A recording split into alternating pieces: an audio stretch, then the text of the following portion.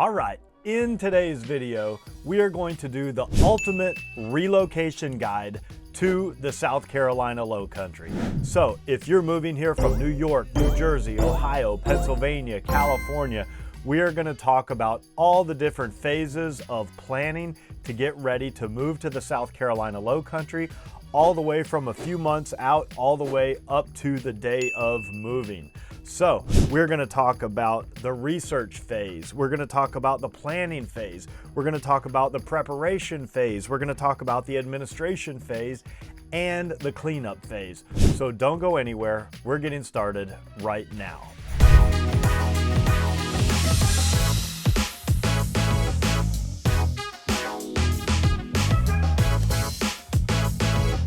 Do you want to know everything there is to know about the South Carolina Lowcountry? Whether it's Bluffton, Beaufort, Hilton Head Island, or Jasper County, then subscribe below and tap that bell for notifications so you'll be the first to know everything about our South Carolina Lowcountry.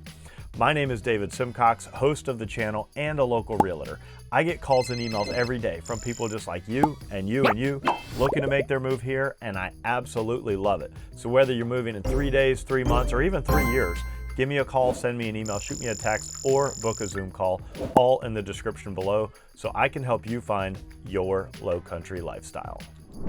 Okay, so the first phase that we're gonna talk about is the research phase. And the research phase should really start maybe 8 weeks out, but it could be even further than that. It could even be months out. But that's where you're really starting to research, you're really starting to plan, and you're really trying to start to get your ducks in a row to see if moving to the South Carolina Lowcountry is the right move for you. So, a couple of things that people will do during the research phase. Number one, you're going to start to reach out to as many people and as many resources as you can to start to gather data. So that could be you start reaching out to schools and seeing, what is the curriculum, what kind of things, if you're going to be using the schools. Do you want to go public school? Do you want to go private school? It could be that you're researching neighborhoods and maybe you're starting to watch my channel, or maybe you're starting to watch other people's channels and you're just gathering that data. And maybe you start reaching out to mortgage professionals and you start to understand what the cost is going to be in these different neighborhoods, whether it's the principal and interest payments, the taxes, the insurance, the POA fees, which is the property owner association fees, the transfer fees, all of that. You might also start to think about, okay, do I need to sell my current house in order to buy in the South Carolina Lowcountry, or am I going to be able to carry 2 mortgages for a short period of time?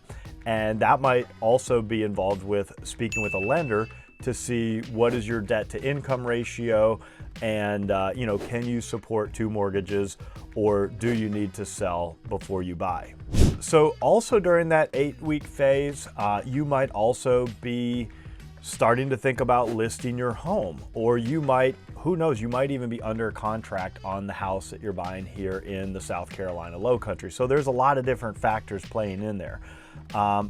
One of the things that you'll want to do if you are thinking about buying here in the South Carolina Lowcountry is you're going to want to speak with a really great lender. And, there's good lenders and there's not so great lenders. And so from my years of experience, I recommend speaking with a local lender. And one of the reasons, there's a lot of, big online lenders, and nothing wrong with them. I'm sure there's some great people that work for those. But in my experience, sometimes people get treated a little bit more like a number in those scenarios, to where if you're working with a local lender that knows our local market, they're going to treat you like a human being, knowing that at some point they might be sitting next to you at a restaurant here locally, and you're going to give them referrals, and you're going to see them out and about in your daily life. So they just seem to treat people a little bit better, and they know some of the nuances of the local market. So they know the rules with the POAs, they know the transfer fees, they know, all that kind of stuff. I do have local lenders I can introduce you to, or you can do some research on your own, but definitely recommend working with a local lender that has a really good track record. You might also start to think about things like do I need a lease back in the house that I'm selling? Do I need do I need to try to negotiate an early occupancy in the house I'm buying? Those are a little bit harder, but the lease back in your other house would allow you to go ahead and sell that house and have the cash in your bank account and continue to occupy that home that you're living in until you're ready to actually move here and buy your house in the South Carolina Lowcountry. So another thing that you're going to be looking at during this research phase is you're going to be researching neighborhoods. You're going to be researching the towns. So here in the area that I cover Beaufort County and I cover Jasper County. So that includes Hilton Head Island, that includes Bluffton, that includes all of Jasper County, which is Ridgeland and Hardeeville, the city of Beaufort, Ladies Island. So you're going to want to get a feel for what actual city do you want to live in, and then what neighborhood do you want to live in. And that could be by looking at the neighborhoods, the amenities that they offer. A lot of them have neighborhood amenities from maybe just a swimming pool all the way up to, these custom clubs that have pools and restaurants and pickleball and tennis and lifestyle directors and a full calendar of events and gated entries with their own private guards. And, so there's really something for everybody, but that all comes down to that research phase. And that could be from watching my channel. I have videos on almost every neighborhood, or even some of the other YouTube channels in the local market here. I'm friends with some of these guys and they make great videos, and we're putting the content out there for you guys so that you can learn before you come here. We think that an educated buyer is going to be a happier buyer. So you're going to have to narrow that down, and that could also be researching like in what general area do you want to be based on shopping and restaurants and dining and nightlife and things like that, because you might want to buy based on the proximity to those things. The next thing that you're going to want to do is really start to assess your finances.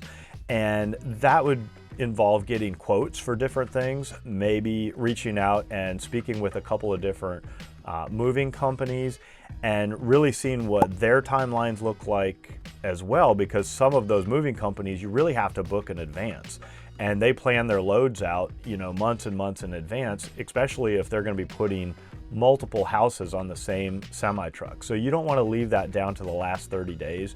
You want to really start to get quotes and get ideas 30, 60, 90, even 120 days out. So the other thing you're going to want to consider when moving to the South Carolina Lowcountry, or anywhere for that matter, is really assessing the cost of living in that new area, because certain things are probably going to be more expensive and certain things are going to be much less expensive. So when people move here, typically they're pleasantly surprised with the taxes. So a lot of our people relocating here, as I say in a lot of these videos, they're from New York, New Jersey, Ohio, California, places like that. And they're used to these really big property taxes. And they come here and they're like, okay, in Beaufort County, it's like if it's your primary house, it's about 0.5% of the purchase price annually. So on $500,000, you're paying like around $2,500 per year. And so that cost is definitely going to go down. But then you add in a POA fee where a lot of areas don't have, community or neighborhood fees, and we do. And so that's a cost that you're going to have to add in. And it could be as little as maybe $700 per year for a neighborhood that maybe just has a swimming pool, but it could be as much as $30,000 per year for a private club if you're going into one of these private golf clubs with their own exclusive dining and things like that. Other cost of living items could be gas, it could be the groceries, it could be, schooling. So if you're moving into an area here and you do some research and maybe the ratings on the schools aren't what you want, you may consider sending your kids to a private school. And so you want to research the various private schools and see what those costs would be as well. So then the next step in the research phase would actually be to plan a visit. Come here and see me and spend some time with me, but it's not just about me. It's also about getting out into the community. So yes, I will take time, or one of my associates will take time, and we'll drive you around. We'll go see all the amenities in the neighborhoods. We'll let you see houses. We'll let you see as much as you want to see.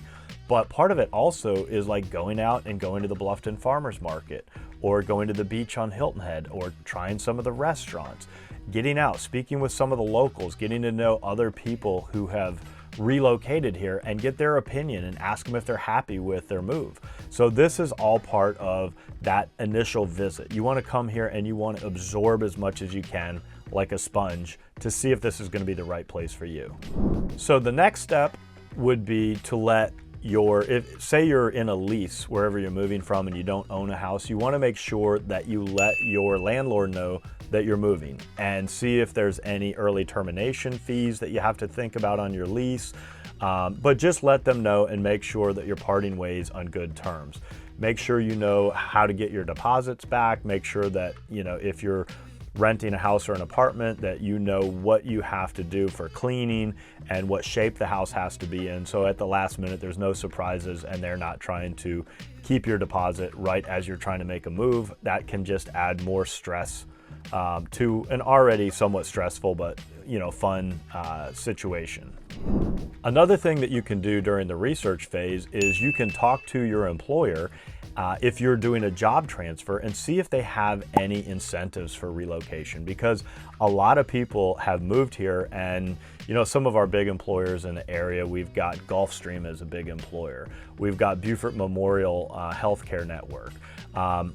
So some of these big employers will have incentives for you to move here, and there may be some cash bonuses involved for coming here to the Lowcountry.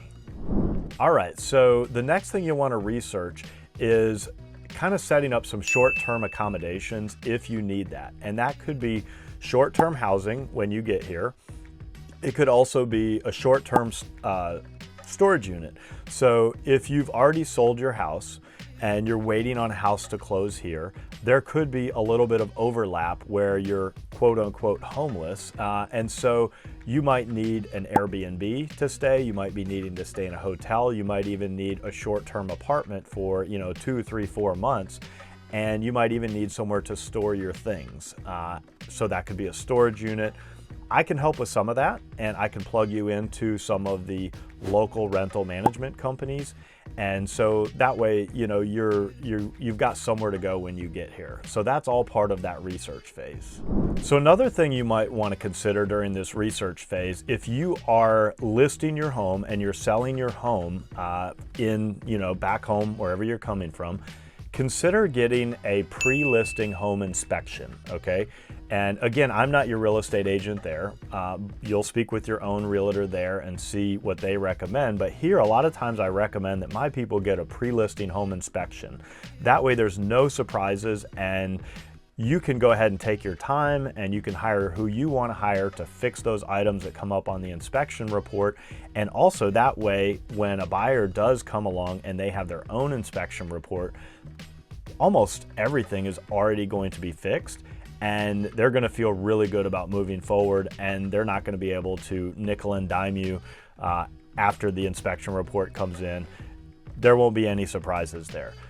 You might also consider having a pre-listing appraisal. That way there's no surprises from the bank. Now again, the bank's going to order their own appraisal. They're not going to use the appraisal that you pay for. But there's nothing worse than going under contract and then you've already bought a house somewhere else, and then your buyer does an appraisal and it comes in low, and then they have to renegotiate the contract weeks before you're getting ready to close, and the money changes and you don't know, you're not going to have as much money as you would have had. So if you can go ahead and get an appraisal on your home, you'll at least know that you're in the right ballpark. So when you get up to the closing point, there's no surprises, and you're not having, a situation where you come in 50,000 below and you're having to, renegotiate right at the last minute. So something to consider. All right, so now we're going on to the next phase, and this phase I would call the planning phase. And this is really about 6 weeks out. And this is where a lot of the logistical planning starts to kick in. You might already be under contract on the house that you're buying here. You might already be under contract on the house you're selling where you're moving from. If you don't have a great agent or a relationship already with a real estate agent in your area, you can reach out to me. I'm part of a couple of different groups of high-performing agents. I'm a member of the Institute of Luxury Home Marketing, and I have other networking groups that I'm part of, so I can connect you with a really great agent in your home market if you don't have that relationship already in place. But during this 6-week phase, you're going to really start, all the parts are really going to start moving here. So if you're buying a house here, typically people are going to want to close in 30 to 60 days, unless they are buying a house somewhere else and they have, a unique situation where maybe they have a need for a delayed closing or a lease back or something like that. So you want to make sure that the closing date for the house you're buying here and your closing date where you're moving from, those are lining up and everything is starting to fall into place here. Now, if you're buying a new construction home, it could be a completely different scenario, because new construction homes could be, maybe you're buying a quick move-in home that will be ready in 30, 60, maybe 90 days. But if you're building from scratch, perhaps it's taking up to a year for that home to be completed. So you kind of have that target date and you have your eye on that bullseye of that date that you're going for, but have a contingency plan in place, because I have seen where new construction homes are, well, typically I've seen them where they took longer than planned because of materials and delays and logistics, and that was back more during the COVID times. But now I'm actually starting to see homes that are done early and they're ready to close sooner. And so just have a plan in place that if you're building new construction and you're selling the home back where you're coming from, have a plan in place like, hey, if this thing weren't to close on the date, we want to make sure that you have somewhere to go, some kind of short-term accommodations, or some kind of plan or understanding in place with the sales reps that if the house is done 2 weeks early or 3 weeks early, how are they going to handle that? Because a lot of times they'll say, okay, we're ready to close, and they want you to be ready to move forward. So just have that in place and have an understanding with everybody involved how you're going to handle that if that comes up. All right, so part of this planning phase 6 weeks out is you're going to want to start to create some budgets around the whole moving process. So that could be renting a truck, that could be getting boxes, that could be hiring help to help you pack everything and get ready. And it's also part of, planning what you're going to keep and what you're going to get rid of. And my recommendation, you can do whatever you want, but I recommend getting rid of as much as you possibly can and buying new when you get here, especially when it comes to furniture.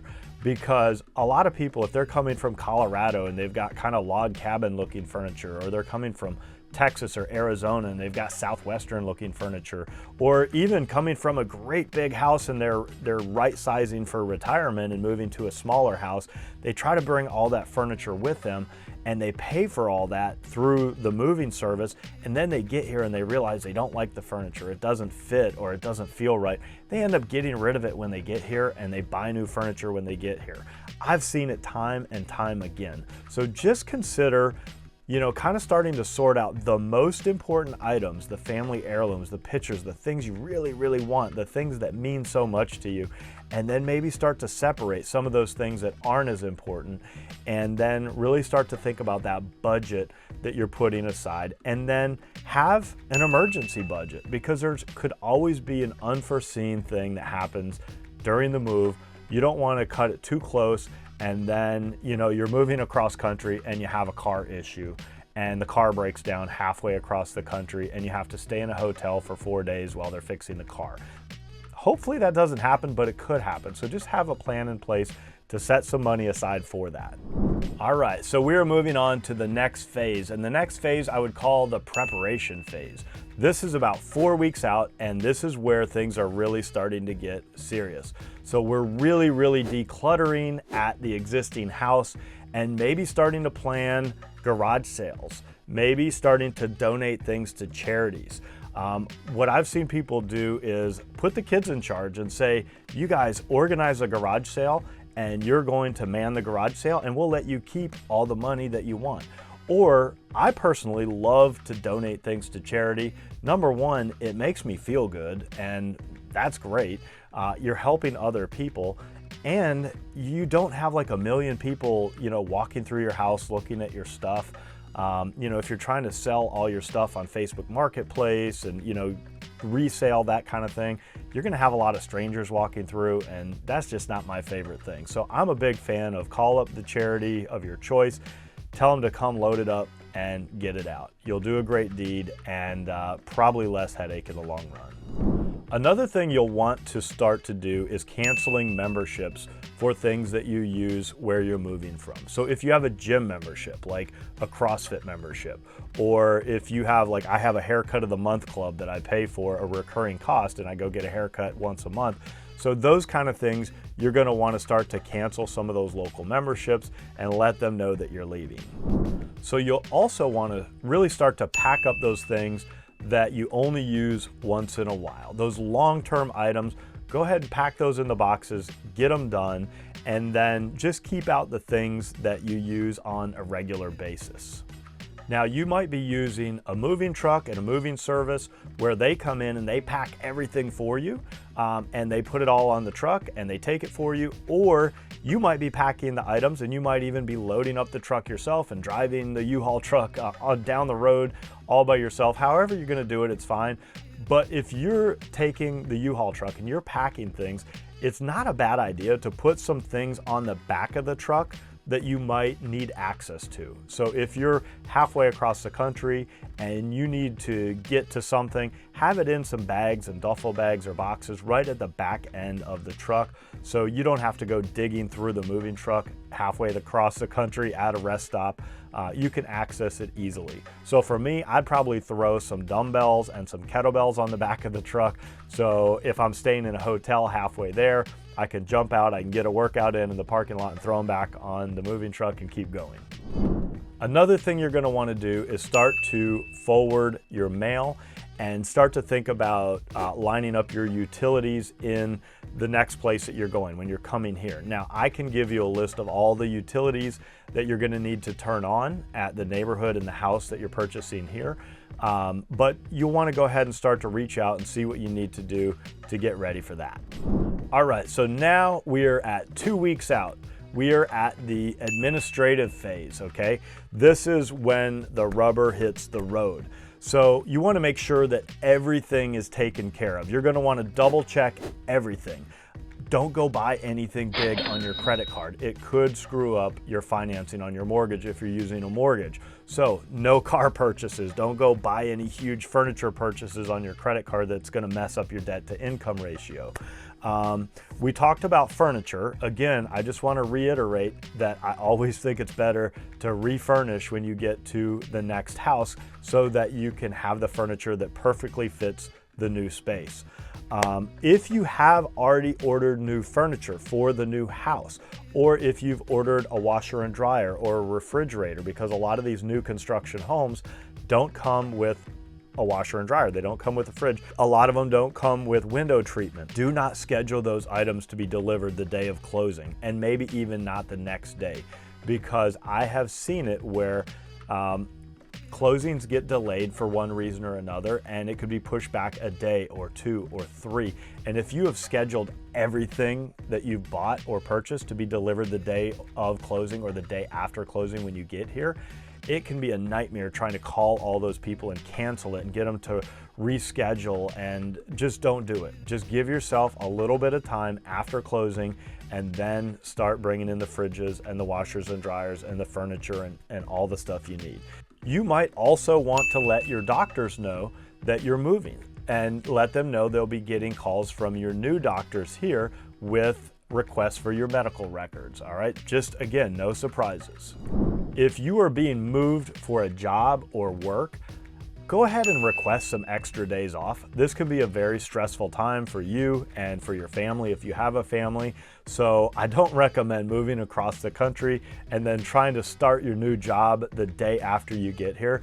Ask them for a little bit of time. Take a week, take maybe 2 weeks and unpack, unload, go out, explore the area, spend some time with your family, enjoy yourself here in the South Carolina Lowcountry, and then go back to work. All right, don't be in too much of a hurry to jump right into the job when you get here. All right, so you also want to make sure that you do a really great job cleaning the house that you're leaving before you move here, okay? Do a deep clean. Make sure that you detail the fridge and the oven, and I say go ahead and shampoo the carpets and just do a really great job. Even if you're not required to, detail clean your house, a lot of real estate contracts say that it only has to be broom swept. But again, you don't want to get to that day of closing and people walk through your house and they're doing their final walkthrough inspection, and then they say, I'm not closing on this house because they didn't shampoo the carpets, okay? Whether you agreed to shampoo the carpets or not, I've seen people that just get ornery for one reason or another. So just go above and beyond. Just don't leave anything up for dispute, and do a really great job cleaning the house before you leave, so the next people moving in feel really good about moving in. And the same thing goes when you get here. Now, again, people are supposed to clean the house, but they are not required to detail clean it. So you might want to go ahead and reach out to a cleaning company and have them come in and really just polish the house and detail clean it and make it perfect before you start to unload all the furniture. All right, now we're down to the wire. We are at the day before closing on the house that you're leaving, or maybe the apartment that you're leaving. Make sure that you have everything. Check every nook and cranny. Look up in the attic, see if you left any boxes. Look in the garage, look in the shed, look in all those places that you never go. Make sure you've got everything that you need, and don't leave junk for the other people, that are moving into the house.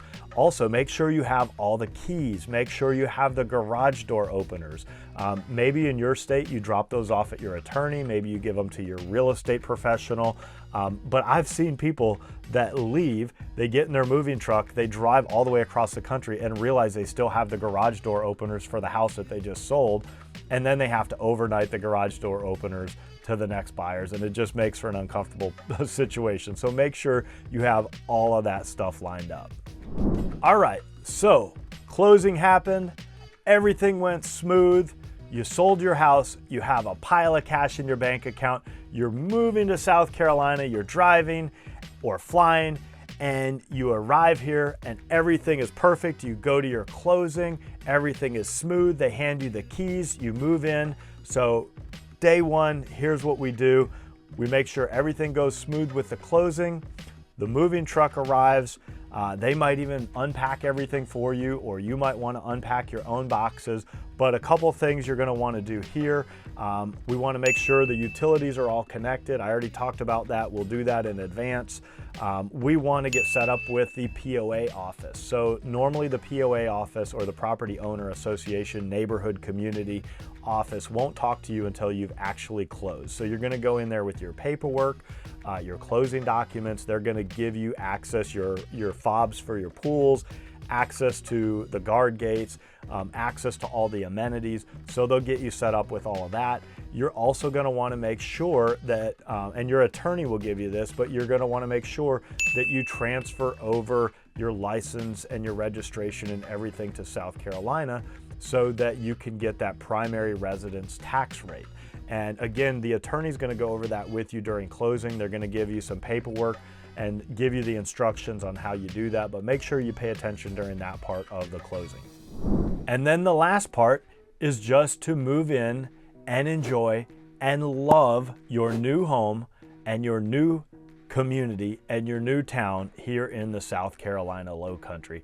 It is an amazing place to live, and I hope your planning process goes very smooth. Now, again, if I can help you find your Lowcountry lifestyle, be sure and give me a call, send me an email, shoot me a text, or even book a Zoom call, all in the description below. And if you want to stay up to date with the latest and greatest happening here, be sure and like, subscribe, and tap the bell for notifications so you'll know every time I drop a new video. It's been an absolute pleasure walking you through the planning process of relocating to the South Carolina Lowcountry. I hope to meet you in person at some point, but if not, I hope to at least see you on the next video.